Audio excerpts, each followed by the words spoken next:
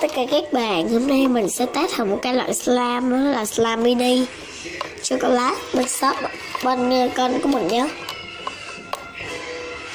Mình không có mở shop thì các bạn, mình nó lẹo lưỡi ấy. Slime này nó đã luôn ý. Mình chiết từ cái loại slime này nè. Thì slime này mình mới thần hóa lại nha, vì nó bị chảy nước ấy. Sao cửa lại khóa thế này? Trời ơi, đã xảy ra chuyện gì thế? Thì mình có cái góc quay mới rồi. Đây nha.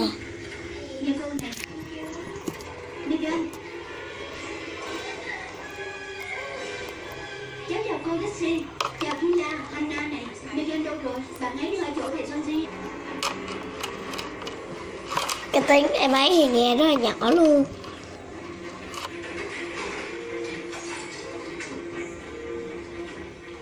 Trung tâm, tôi đang trên đường đến lớp học của thầy Sonji.